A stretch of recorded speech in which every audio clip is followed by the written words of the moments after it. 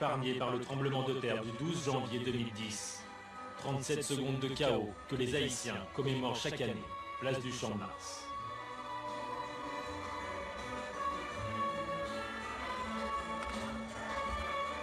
À la tribune, le président Martelly et les représentants de toutes les religions parlent de solidarité. Mais une seule voix va porter, celle de Mambo Eboni, la grande prêtresse vaudou. Pour elle, Port-au-Prince reste la ville de toutes les violences. Nous avons évoqué ces leçons chaque jour, évoqué les solutions à apporter, mais nous nous sommes refusés à les réaliser. Les trahisons sont toujours là, les violences sont toujours là, les divisions dans les familles sont toujours là. Les riches des enfants de Pétion et les pauvres des enfants de Dessalines ne vivent pas ensemble. À tous, je vous remercie de votre attention. Merci aussi à toi, Seigneur.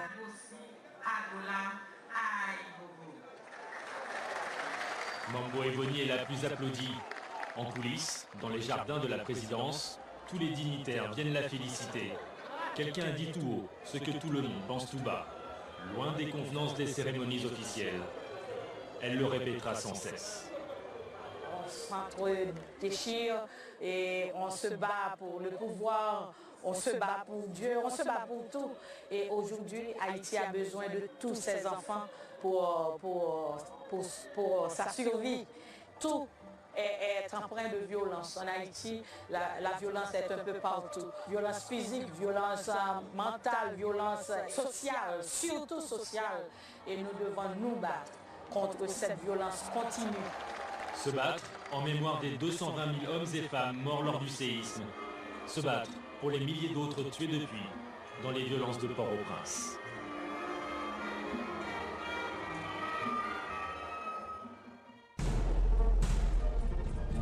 Sur chaque versant des montagnes, les petites baraques des quartiers de Canapé Vert ou de Bourdon bordent la route vers le chaudron. Car à Port-au-Prince, c'est dans le bas de la ville que la criminalité est la plus forte. 700 meurtres en 2013. Tout près de la mer s'étend le plus grand bidonville. Cité Soleil. Le nom fait rêver, mais les 700 000 personnes qui s'y entassent vivent une autre réalité, la guerre des gangs. Aujourd'hui, des tirs viennent de retentir à quelques mètres du commissariat de Cité Soleil. Le commandant Pierre-Louis était aux premières loges, comme chaque fois.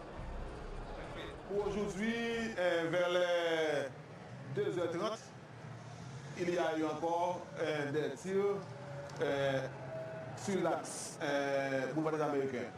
Mais c'est toujours entre les bandits de Boston, Brooklyn et Bellecour. Des batailles de rue pour le contrôle de la drogue et des kidnappings. Les mères de famille et les enfants y assistent, impuissants. La survie s'organise sous la loi du silence. Mais cette année, l'objectif est de déstabiliser ces gangs. Le commissaire met carte sur table. Ici, les bandits de Brooklyn et de Bellecour se sont fusionnés pour affronter les bandits de Boston. L'autre côté de la rue, ici c'est le boulevard des Américains, c'est le terrain des affrontements. Les bandits de Boston sont en face. Ce qu'on compte faire là, c'est de mener des opérations 3 fois par semaine dans ces zones précitées afin de pouvoir appréhender les bandits et faire aussi des saisies. Parce qu'il y a trop d'affrontements ces derniers jours. Trop d'affrontements ces derniers jours. Pour pénétrer dans Cité Soleil, le commandant Pierre-Louis va mobiliser tous ses effectifs du commissariat, mais aussi la force des Nations Unies et les gros bras des unités de maintien de l'ordre de la police nationale. Tous les gens qu'on cherche se trouvent dans cette zone. Nous allons faire 6 points d'ancrage pour quadriller Bellecour. Nous allons encercler à partir de ces 6 points et un groupe spécial ensuite va entrer. Les troupes restent dehors pour éviter qu'ils s'échappent. Le marché, c'est là qu'on a entendu les coups de feu. Les 2 unités se retrouvent alors pour les prendre en tenaille. Si on monte, on va rencontrer les gangs. En montant, vous allez rencontrer le gang de Boston. Et la base de Brooklyn, Bellecour. Il y a les numéros 1 des gangs de Brooklyn et de Bellecour. L'intervention aura lieu le lendemain matin. Allô. Cité Soleil, une ville dans la ville. On y rentre et on y sort par ce grand axe, le boulevard des Américains. C'est ici que se dresse l'un des hôpitaux les plus importants de Port-au-Prince. Derrière cette lourde porte de métal, voici l'hôpital Drouillard, géré par l'ONG Médecins sans frontières. On y accède en tap-tap, faisant office d'ambulance. À croire que c'est un havre de paix. Et pourtant, la violence est présente au quotidien. Il suffit de pousser la porte des soins intensifs pour s'en rendre compte. Bonjour, monsieur, dame. Le docteur Pierre Wagner y travaille depuis 9 ans. Ses patients ont souvent le même profil. Généralement, les cas qui rentrent ici, ce sont des cas qui sont venus du bloc opératoire suite à une intervention chirurgicale. Ces patients-là souffrent des traumatologies de type d'agression physique, des blessures par balle. Tous sont jeunes, comme cet homme arrivé il y a 3 jours. Le pronostic vital est engagé. Le traumatisme hépatique est très important. Donc, Ouais. la leucocytonie, c'est un peu mais elle n'est pas sortie de l'ovaire. Ok. Lui non plus ne sait pas s'il pourra s'en sortir. Il s'accroche à la vie depuis 6 mois à Drouillard. Il a reçu plusieurs balles et il a eu multiples lésions au niveau de l'abdomen. Hier, il a subi une intervention chirurgicale majeure encore. C'est sa 6e intervention. Qu'à présent, aujourd'hui, l'évolution est satisfaisante. Si cela se confirme, il sera un miraculé, un de plus. Au même moment, au bloc opératoire, l'équipe chirurgicale prend en charge une femme gravement brûlée. Avec les blessures par balle, le traitement des brûlures est l'activité principale pour les chirurgiens de MSF. Cette femme va subir une greffe de peau. Drouillard est le seul hôpital à pouvoir réaliser de telles interventions sur Haïti.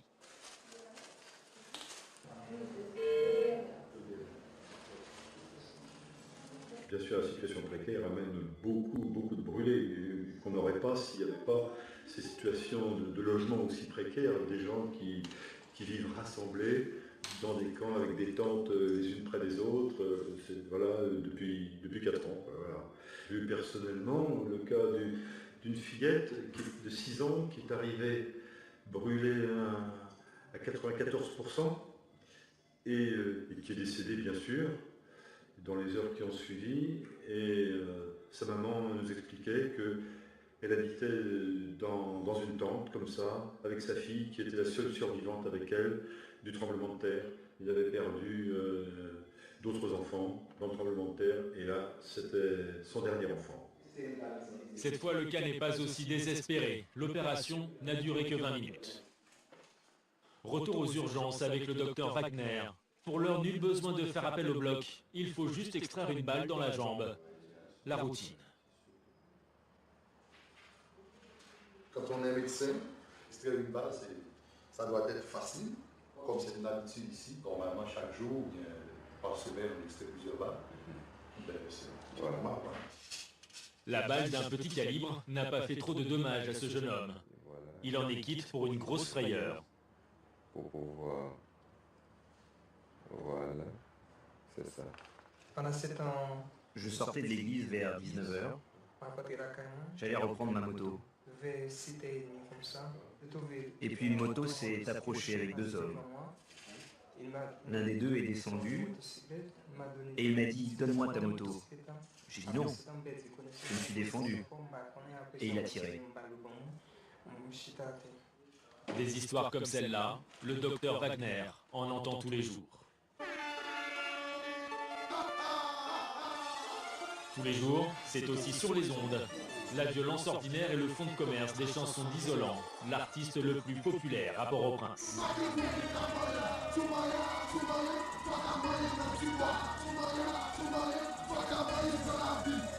Arrestation, guerre des gangs, une source d'inspiration inépuisable.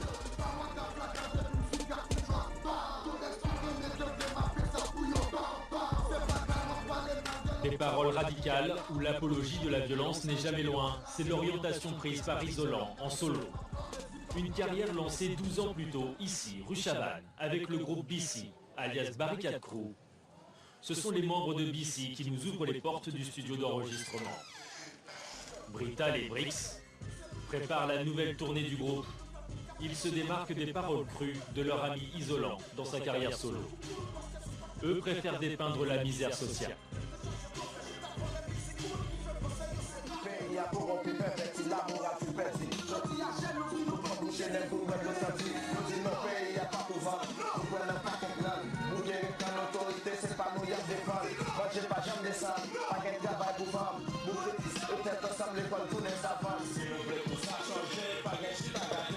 Lui croit au changement avec des chansons martelées, comme des appels au sursaut.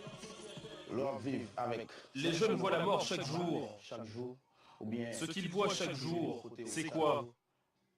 On peut vous agresser pour, disons, 1000 gourdes, soit 20 €. Ça vomine. Faut pas être négatif. Il faut chercher à être positif, trouver une autre lumière.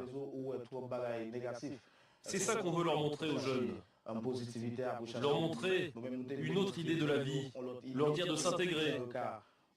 Les jeunes, au lieu d'utiliser les armes ou vendre de la drogue, prenez le micro plutôt. Les répétitions vont durer jusque tard dans la nuit.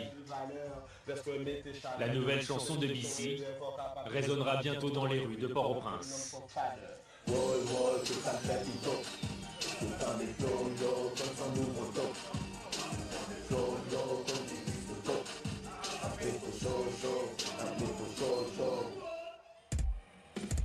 Il est 2 h du matin, il n'y a plus grand monde dans les rues. Comme prévu, l'opération de police dans Cité Soleil va avoir lieu à l'aube. Nous avons l'ordre de rejoindre un poste sécurisé. C'est sous escorte de police que nous roulons vers le plus grand bidonville.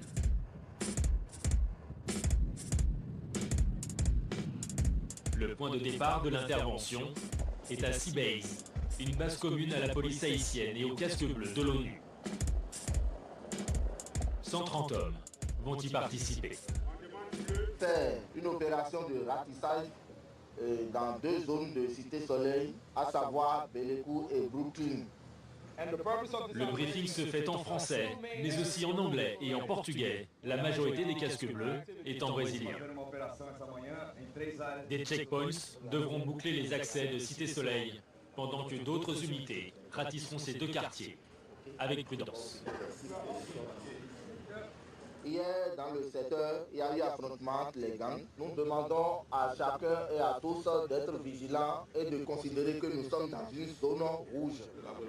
C'est le commandant Pierre-Louis qui dirige les opérations. Ce matin même, on voudrait appréhender les chefs de gang. On a pas mal de noms. On va à la recherche. Les objectifs sont clairs. Pourtant, tout ne se déroule pas comme prévu. Il manque les gros bras de la police haïtienne. L'heure de la rencontre, c'est 4 h du matin. 4 h, oui. 4 h du matin et 5 h 20. Oui. Là, les Simons, on ne les voit pas du tout. Alors qu'ils sont décrits sur le téléphone. Et ça nous met dans une position difficile. Démarrer l'opération à l'aube, c'était pas risqué. C'est risqué quand même. Le jour se lève lorsque toutes les unités sont enfin au complet. Il est 6 h. L'opération est lancée. Mais à Cité Soleil, on est debout depuis longtemps. Apparemment, la police est attendue. Allez, on traverse. Des barrages, des pneus en flammes et des bris de verre jonchent le grand boulevard.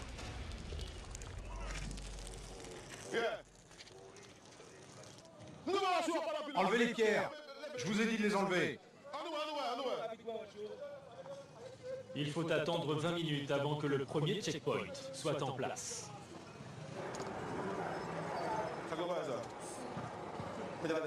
Tous doivent montrer patte blanche pour entrer ou sortir de Cité Soleil. Le sac, mademoiselle. Faites voir.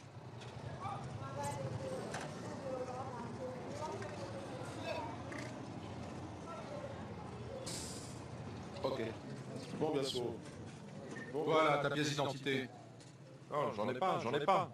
Elle est chez moi. Adelma. Adelma ? Delma. Pourquoi tu es ici? Dis-moi ce que tu fais là. Dis-moi ce que tu fais là. Ouais, j'ai juste dormi à Delma. Ouais, allez hop, mets-toi sur le côté.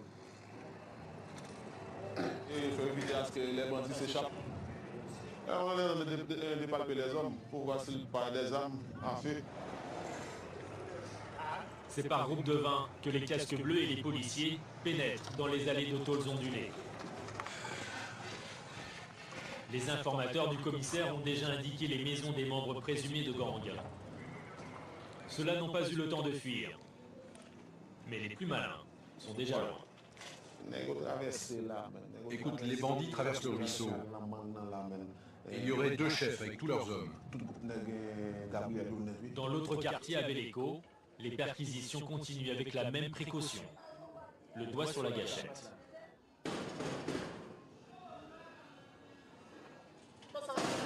Ouvrez! Police! Ici, une femme est enfermée. Des hommes armés pourraient la séquestrer. Fausse alerte. Tout est retourné, mais pas d'armes, pas de drogue. La dame avait juste perdu la clé. Une démonstration de force démesurée ce matin, mais c'est la stratégie du nombre, comme dissuasion. C'est dangereux en fait de se promener dans cette zone parce qu'il y a quand même pas mal d'armes à feu de plusieurs calibres. Donc c'est pour ça que quand on y vient en force, les tirs de feu sont régulièrement tirés. De toute façon, on voit également au nombre de cadavres qui sont trouvés dans les rues ou aux alentours. Les fouilles et interrogatoires se déroulent sans résistance. Tu fais quoi pour vivre? Mais je vis du fer. Je vends du fer récupéré dans la rue. Et vous faites? Mais rentrez chez moi, j'ai rien à me reprocher. Durant ces ratissages, les policiers font face à l'omerta, alimentée par la peur. Non mais commandant, je peux rien vous dire sur les gangs. Moi j'habite là. Je peux pas vivre ailleurs. Les soldats n'en sauront pas plus. Durant ces 4 heures d'opération, aucune saisie de drogue ni d'armes à feu. Visiblement, les gangs ont eu le temps de cacher les pièces à conviction. Sauf quand c'est un peu plus imposant. Une moto sans plaque, probablement volée, est découverte chez cet homme.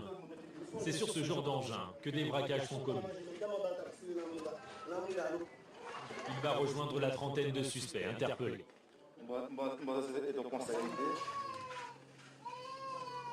Ok.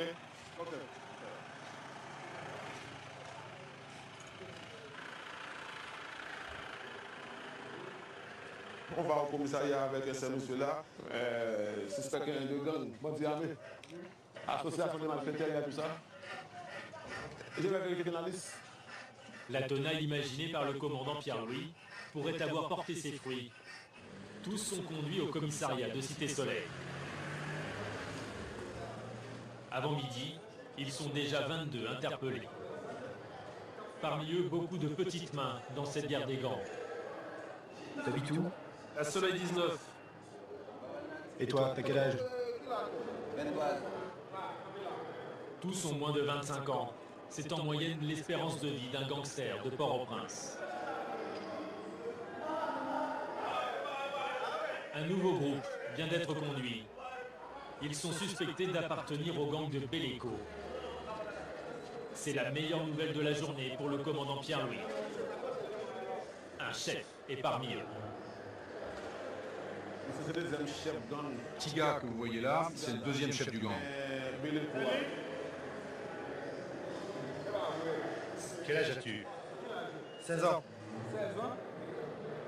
C'est le 2e chef. C'est lui qui est juste derrière Escar. Ouais, c'est moi, Tiga. Ouais, c'est un criminel. Il est très cruel. Deuxième chef. Tiga a déjà fait de la prison pour des kidnappings, mais cette fois, il est soupçonné de meurtre ou de les avoir commandités à ses hommes. Des bandits notoires, parmi les 35 appréhendés qui sont ici là, on a déjà identifié 16 parmi eux. On va faire appel à nos informateurs là, juste pour pouvoir identifier les auteurs qui sont ici présents. Tous les suspects vont être placés en garde à vue pour 48 heures. Même si parmi eux, il peut y avoir des arrestations arbitraires. Mais c'est n'importe quoi. Moi, je travaille pour l'État, dans les travaux publics. On part travailler, vous nous emprisonnez. Mais pour beaucoup, comme Tia, cette garde à vue est la première étape avant la casse-prison. Le pénitencier national, 4136 détenus. Comme chaque matin, les familles apportent le déjeuner pour leurs proches incarcérés. Voici de rares images de l'intérieur que nous avons réussi à nous procurer. Ici, la violence est d'État. Chaque détenu accusé de crime passe au moins 3 ans derrière les barreaux avant d'être jugé. C'est le cas pour les hommes. C'est aussi le cas de la prison pour femmes. Résultat, 400% de surpopulation carcérale. Il faut se reléguer pour s'allonger. En moyenne, l'espace vital d'un détenu est de 60 cm². Seule sortie autorisée pour les détenus, cet ancien grand hôtel des années 70. Il fait office de palais de justice. L'ancien tribunal a été détruit par le séisme. Chaque jour, les prévenus arrivent sous les coups de midi pour être entendus dans les cabinets d'instruction. Le juge Villeneuve-Morin occupe ce petit bureau éclairé au néon. Il est le spécialiste des affaires d'enlèvement. Au programme du jour, un kidnapping avec probabilité d'assassinat. Voici les noms des convoqués chez le juge Morin. Un cas classique à Port-au-Prince aujourd'hui. Nous avons 4 détenus à entendre dans le cadre d'un dossier d'enlèvement. Ce sont des photos de la voiture au bord de laquelle ils ont été réclamés la rançon. Il paraît qu'ils se sont heurtés contre un mur et la voiture a été écrabouillée. L'accusé a été arrêté vite après les faits en septembre 2012. Il est assisté d'un avocat commis d'office. C'est son premier interrogatoire, après déjà 1 an et demi de détention provisoire. À quelle heure êtes-vous rentré chez vous le jour du kidnapping? Je ne sais pas, magistrat. Êtes-vous rentré avant ou après le kidnapping? Je ne sais pas. À quelle heure êtes-vous rentré? Impossible de répondre à vos questions. Où se trouve actuellement la femme qui a été enlevée? Je ne peux pas répondre à cette question parce que je ne sais rien de tout ça. Vous savez, ne se rappeler de rien ne va pas jouer en votre faveur. Quelque chose à ajouter? Refus de coopérer ou mauvaise compréhension des questions. À Port-au-Prince, les prévenus sont souvent analphabètes, comme cet homme, avec son empreinte digitale, comme toute signature. L'audition n'a duré que 20 minutes, mais le juge a déjà sa petite idée sur l'affaire. Évalué à près de 40 000 $ américains, mais ils n'ont jamais rendu la personne qui a été kidnappée. Qui est la dame? Une jeune femme? Une jeune femme. L'un d'entre eux était son petit ami. À Port-au-Prince, les femmes sont souvent les plus touchées. 20% des crimes commis sont des viols. Loin du chaos, un centre accueille certaines de ces femmes meurtries. Le lieu reste secret par crainte de représailles. Mambola Merci le dirige. C'est une chef spirituelle de la religion vaudou. Mais elle veille sur ces femmes, toutes croyances confondues. Bonjour. Bonjour. Et Jodia. Aujourd'hui, nous allons commencer à travailler avec la broderie. Il faut faire cela avec sérieux et avec discipline. Et les enfants, vous ferez des colliers, des bracelets. Quand les femmes sont en difficulté, elles sont accompagnées de leurs enfants. On ne peut pas laisser ces enfants-là inactifs au niveau du centre. Aujourd'hui, 17 femmes dont vous ne verrez pas leur visage par respect pour leur douleur vivent sous le toit d'Ofava. Le mois précédent, elles étaient plus de 40. C'est pour nous faire famille. Nous voulons faire comprendre à ces femmes victimes de viol qu'elles ne sont pas exclues de la société. C'est les accompagner pour les réintégrer dans la vie sociale. C'est donc leur apprendre un métier utile pour demain. Si elles sont victimes de viol, ça ne veut pas dire que la vie est finie. Au centre, tout le monde met la main à la pâte. En cuisine, on s'affaire déjà. Au menu, du riz au lait de coco. Et quelques haricots. Cela fait 20 ans que Mambo la Merci travaille dans le social. Jamais elle n'aurait imaginé que les viols allaient autant augmenter depuis le séisme. Conséquence de la promiscuité dans les camps ou dans les bidonvilles. Elle a ouvert le centre dans l'urgence il y a 2 ans. Aujourd'hui, il est là pour durer. On a une capacité d'accueillir à peu près 22 femmes. On a pu héberger près de 52, 40, 42, 44. Ça varie à tout moment. Le centre compte aujourd'hui 14 chambres, mais elle en est sûre, il va devoir s'agrandir en renforçant la sécurité. Nous, on est obligés de placer ce centre d'hébergement un petit peu éloigné de la capitale. Si les agresseurs sortent spécialement dans la même communauté que les victimes, il faut que nous, au FAVA, lorsqu'on héberge ces victimes, qu'elles se sentent en sécurité. C'est la raison pour laquelle vous voyez là, et c'est un guérite qui construit spécialement pour nous, jusqu'au coude.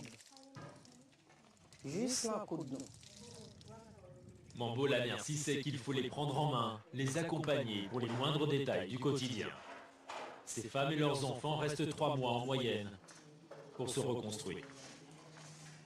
Ok, on s'assoit. Pour apprendre à vivre ensemble, à manger ensemble, c'est parce que là, ici, au niveau, dans ce centre d'hébergement, on est une famille. Chacun prie leur Dieu selon sa foi. À Ofava, cela ressemble parfois à la méthode Coué. Avec cette chanson qui est l'hymne du centre écrit chaque jour au tableau.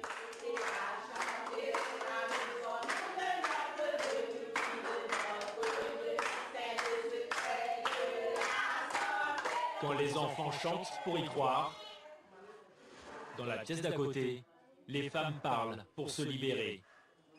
Mergela est arrivée cette semaine. C'est son premier entretien avec la psychologue. Avec moi, sois à l'aise, ne te gêne pas, ok? Parle simplement avec franchise, ok? Je vois que tu as une cicatrice. Pourquoi? D'où ça vient? Ils m'ont blessée avec des tessons de bouteille. Est-ce que je peux vous montrer d'autres choses? Parce que j'ai été aussi frappée dans le dos.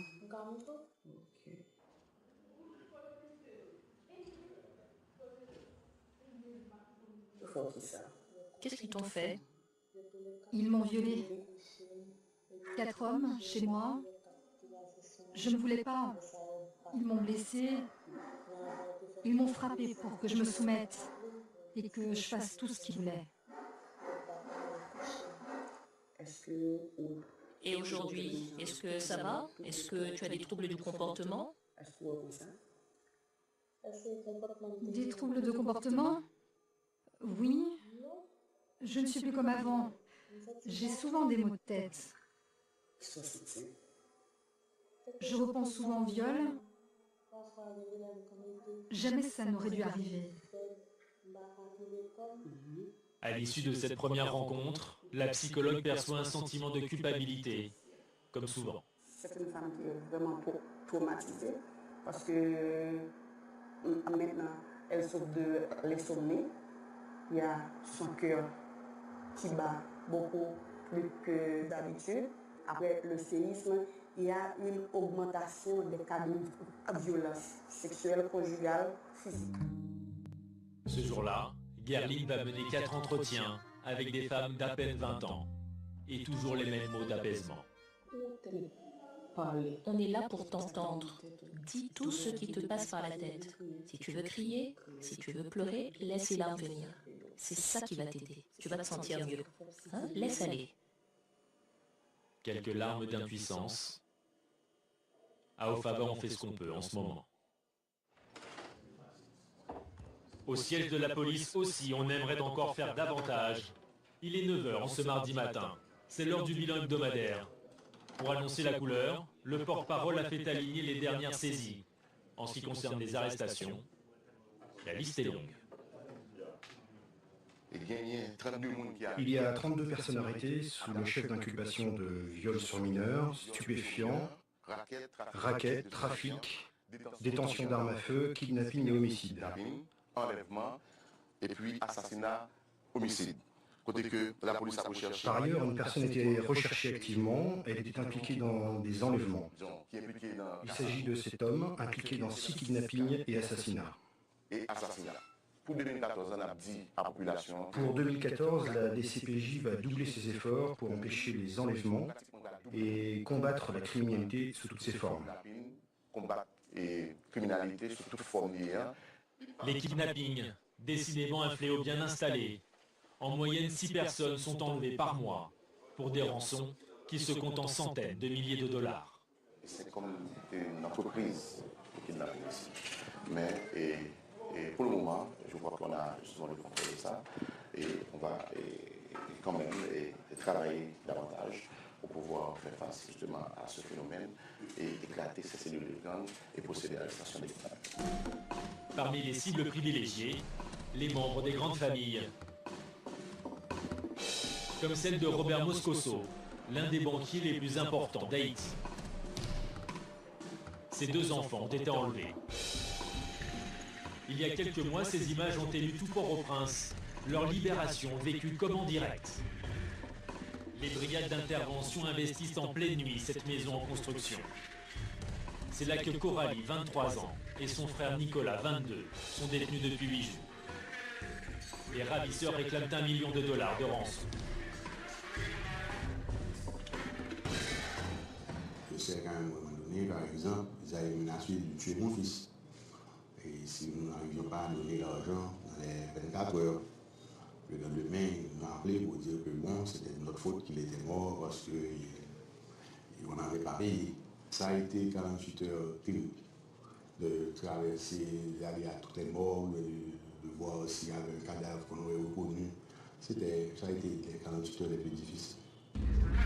Difficile aussi pour Coralie et Nicolas, menottés, terrorisés, au point de redouter d'enlever leur bandeau. C'est la police. C'est la police. Vous êtes libérés. Leurs ravisseurs sont arrêtés sans un coup de feu. Le cerveau de l'enlèvement, le voici, Clifford Brandt, le fils de l'une des familles les plus riches de Port-au-Prince. Beau, jeune, bien éduqué, et pourtant il était à la tête d'un gang spécialisé dans les enlèvements. Toute la population a été surprise de découvrir qu'il s'agissait. Personne ne pensait que quelqu'un comme ça serait impliqué dans une telle activité. Coralie et Nicolas, encore traumatisés, n'ont pas souhaité témoigner. L'enlèvement des Moscoso est la plus grosse affaire de ces derniers mois. Il a fait l'effet d'un électrochoc. Personne, même parmi les privilégiés de Port-au-Prince, ne se sent à l'abri. La sécurité, un business florissant en Haïti. Mario Vio possède l'une des plus grandes compagnies de sécurité privée de Port-au-Prince. 2000 agents sont sous ses ordres.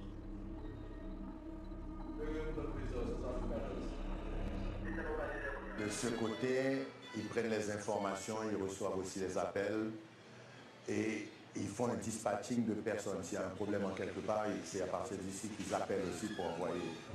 Normalement, ce qu'on fait, on appelle la police qui nous accompagne aussi sur ces dossiers parce que les compagnies de sécurité n'ont pas le droit d'intervenir seules. Ce que nous ne devons pas faire, mais maintenant nous le faisons un peu quand même, c'est une équipe d'intervention pour aller voir vraiment ce qui se passe. Il a 300 contrats à honorer. La moitié sont des particuliers, l'autre moitié des institutions comme l'ONU, des ONG ou des banques. Ce jour-là, sur les écrans, il y avait beaucoup de rouge, signalant différentes attaques.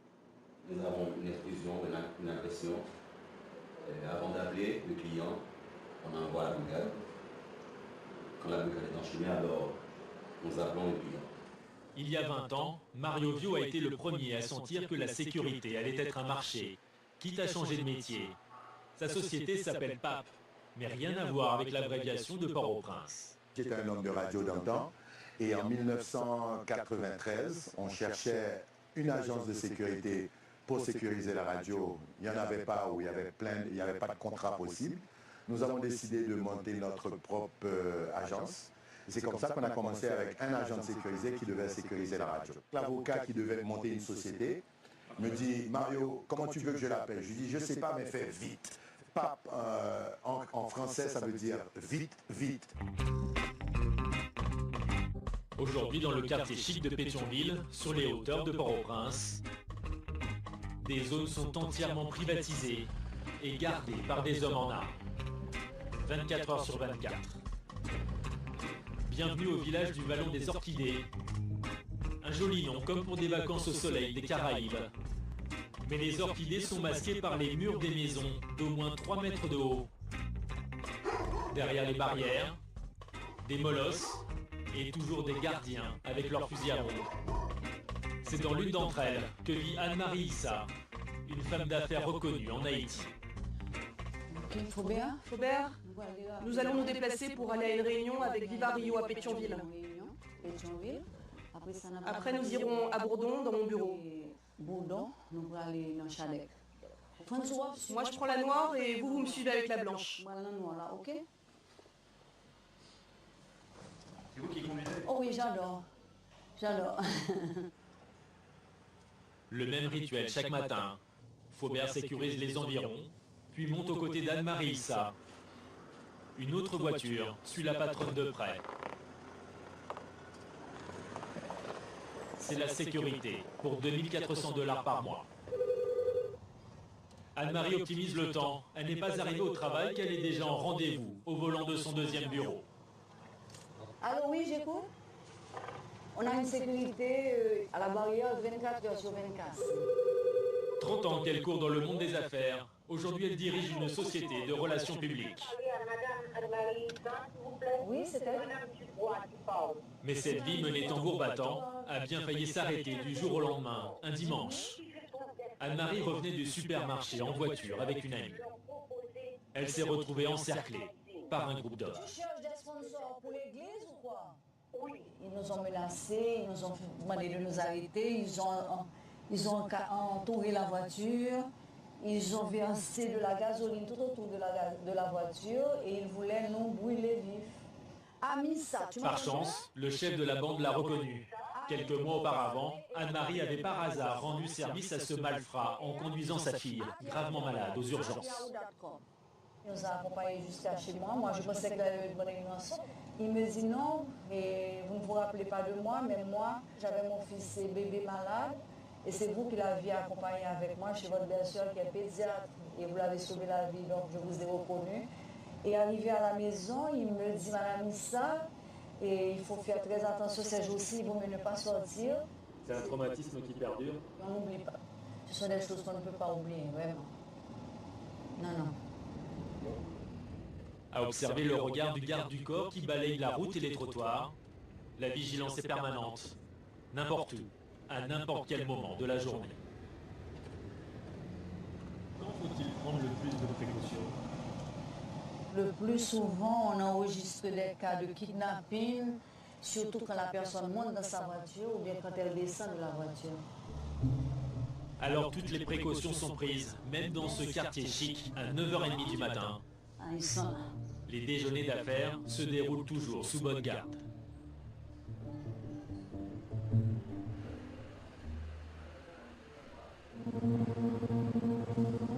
D'après le décompte réalisé par l'ONU, les crimes violents ont baissé d'un tiers ces 12 derniers mois pour atteindre 700 homicides sur l'année 2013.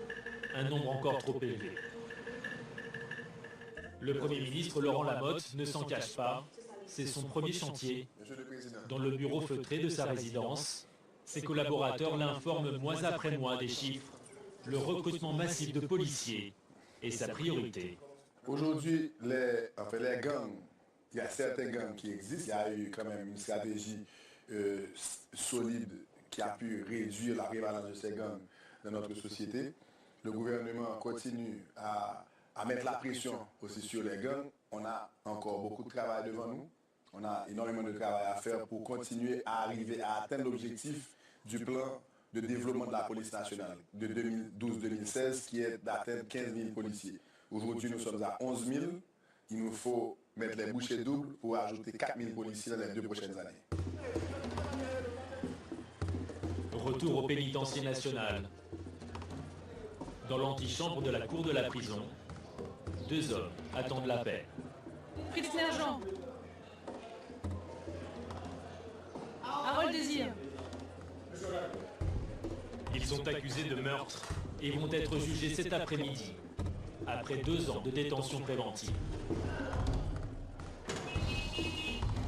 Nous allons suivre leur procès. Les bouchées doubles n'ont pas été mis sur la justice. Les crimes de sang ne sont jugés que durant 2 mois par an. Aujourd'hui marque l'ouverture de la saison des assises. Le juge Merlan Bellabre va découvrir le dossier, comme à chaque fois. Normalement, le parquet devait acheminer le dossier 24 heures avant l'audience au tribunal, selon la loi. Mais, jusqu'à présent, je n'ai pas encore les dossiers. Une petite entorse au code, les 2 accusés peuvent être inquiets. Leurs avocats n'ont guère eu le temps non plus de préparer leur défense.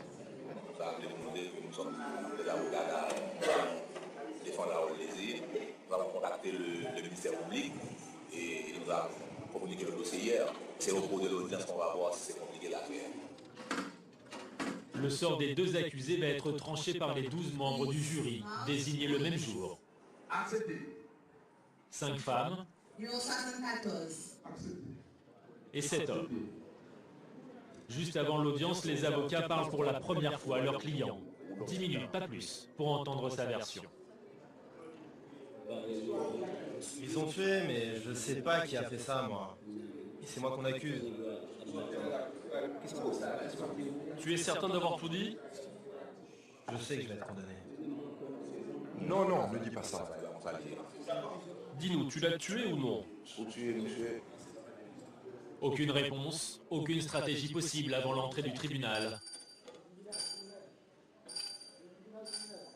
Et déjà le premier coup de théâtre, dès les formalités d'identification des accusés.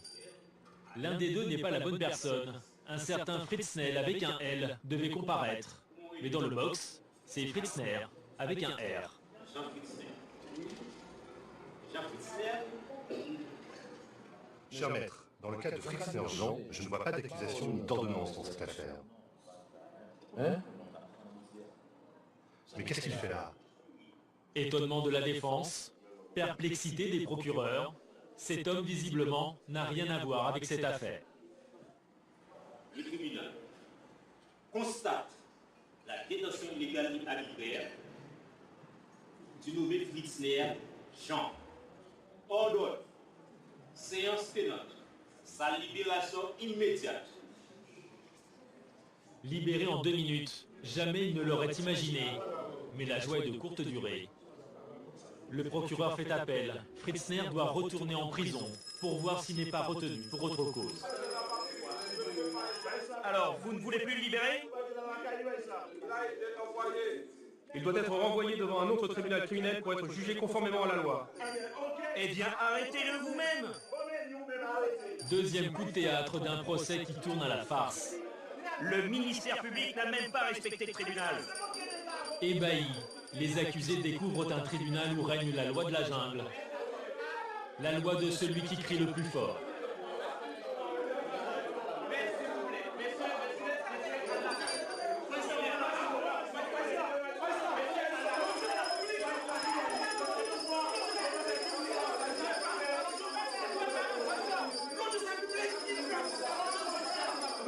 Nous sommes très sages magistrats. Au tribunal, c'est vous qui êtes juge. Il n'y a pas de droit ici, il n'y a pas de droit. Le président du tribunal criminel demande à accepter les agents qui accompagnent les accusés à tous les porte-regards et laisser la salle. Pour Fritzner, retour casse-prison pour une nouvelle détention provisoire. Ce n'est pas cette saison qu'il sera jugé. C'est quoi on a expliqué. C'est vraiment malheureux, mais c'est très court. Même quand on parle de garder droit, c'est pas vrai ça. On ne respecte pas le droit des accusés. Surtout les gens qui sont dans des conditions modestes. Ce sont des gens pauvres. C'est-à-dire qu'ils ne peuvent pas payer un avocat, ni non plus qu'elles n'ont pas de parents qui ont des pouvoirs là qui sont proches du pouvoir pour essayer de négocier leur libération. Le procès du seul accusé restant va être expédié en quelques heures. Aucun témoin appelé à la barre. Aucune partie civile non plus. C'est un face-à-face avec le juge. Qui a tendu ce piège? C'est pas moi. Qui est venu le soir tendre le piège? Ok, pas de problème. Veuillez noter, l'accusé garde le silence, il ne veut pas répondre. Dis-moi, combien vous étiez pour tuer Rodrigue? Si vous ne répondez pas, ça ne va pas vous aider. Vous étiez combien? Tu vois dans quelle situation tu es? Tu vois, ça fait 2 ans que tu es en prison et tu ne veux pas révéler ceux qui étaient avec toi. Tu continues à les cacher? Comment Rodrigue a-t-il pu se retrouver nu et ligoté? Comment vous avez fait ça? La loi du silence toujours à Port-au-Prince, même pour les crimes les plus barbares. Il y a une suspension d'audience en attendant l'arrivée des jurys. C'est l'heure des délibérations. 10 minutes ont suffi au jury pour statuer. L'accusé Harold Désir est-il coupable d'avoir donné la mort à Rodrigue ainsi connu? La réponse est... Oui, à la majorité absolue. Épargné par le tremblement de terre du 12 janvier 2010. 37 secondes de chaos que les Haïtiens commémorent chaque année, place du Champ de Mars.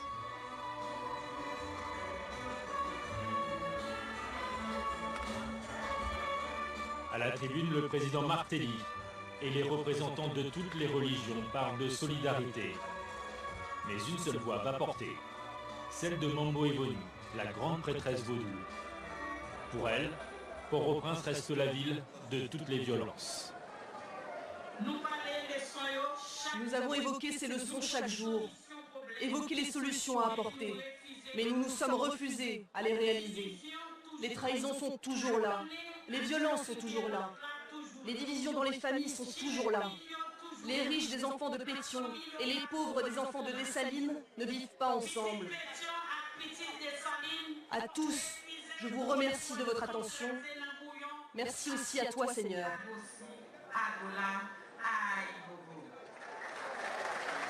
Mambo Evoni est la plus applaudie. En coulisses, dans les jardins de la présidence, tous les dignitaires viennent la féliciter. Quelqu'un dit tout haut ce que tout le monde pense tout bas, loin des convenances des cérémonies officielles. Elle le répétera sans cesse.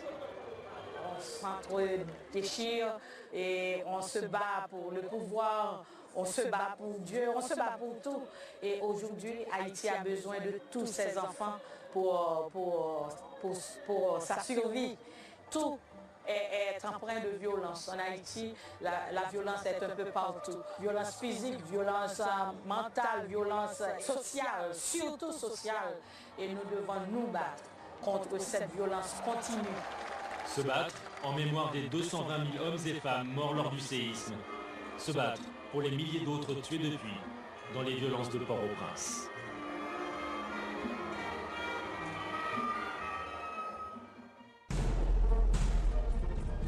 Sur chaque versant des montagnes, les petites baraques des quartiers de Canapé Vert ou de Bourdon bordent la route vers le Chaudron.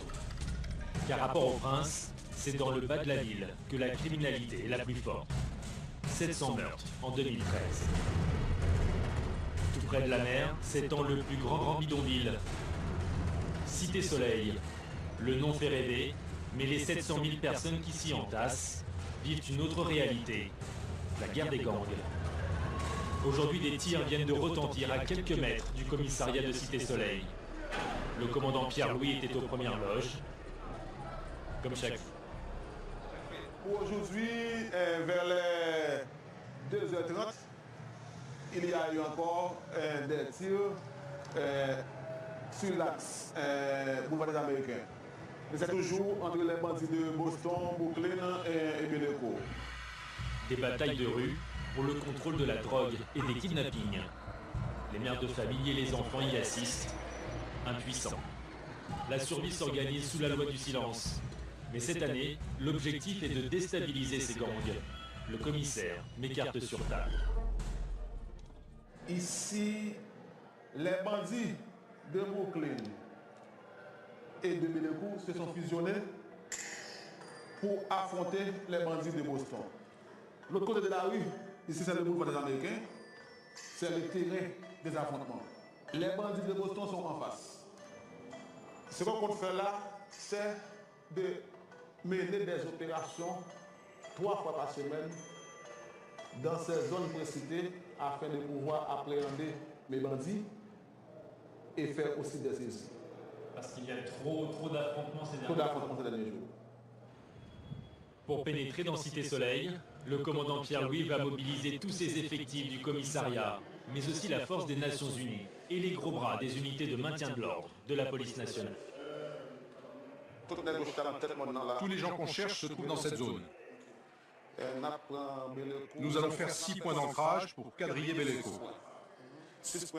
Nous allons encercler à partir de ces 6 points et un groupe spécial ensuite va entrer.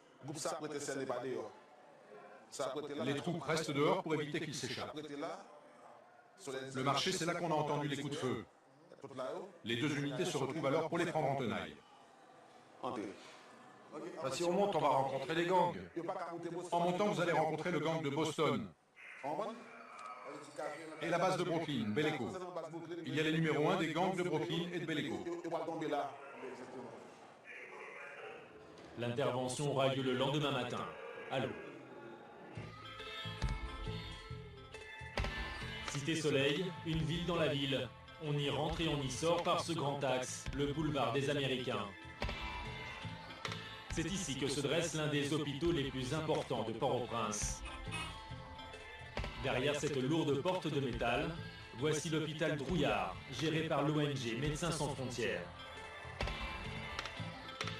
On y accède en tap-tap, faisant office d'ambulance. À croire que c'est un havre de paix.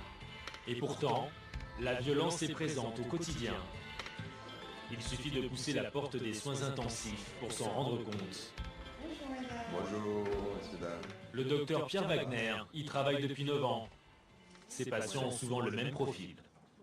Généralement, les cas qui rentrent ici, ce sont des cas qui sont venus du bloc opératoire suite à une intervention chirurgicale. Ces patients souffrent des traumatologies de type d'agression physique, des blessures par balle. Tous sont jeunes, comme cet homme arrivé il y a 3 jours. Le pronostic vital est engagé. Le traumatisme hépatique est très important. Donc, ouais. la leucocytonie, c'est un peu 600, mais elle n'est pas sortie de la Ok. Lui non plus ne sait pas s'il pourra s'en sortir. Il s'accroche à la vie depuis 6 mois à Drouillard. Il a reçu plusieurs balles et il a eu multiples lésions au niveau de l'abdomen. Hier, il a subi une intervention chirurgicale majeure encore. C'est sa 6e intervention. À présent, aujourd'hui, l'évolution est satisfaisante. Si cela se confirme, il sera un miraculé, un de plus. Ça va ?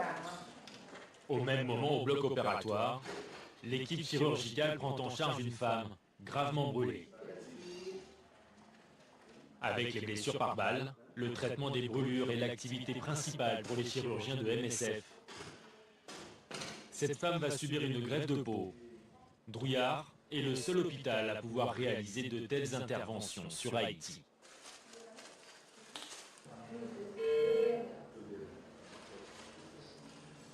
Bien sûr, la situation précaire amène beaucoup de brûlés qu'on n'aurait pas s'il n'y avait pas ces situations de logement aussi précaires, avec des gens qui vivent rassemblés dans des camps avec des tentes les unes près des autres, voilà, depuis 4 ans. Voilà. J'ai eu personnellement le cas d'une fillette de 6 ans qui est arrivée brûlée à 94% et qui est décédée bien sûr dans les heures qui ont suivi. Et sa maman nous expliquait que Elle habitait dans une tente, comme ça, avec sa fille, qui était la seule survivante avec elle du tremblement de terre. Il avait perdu d'autres enfants dans le tremblement de terre, et là, c'était son dernier enfant.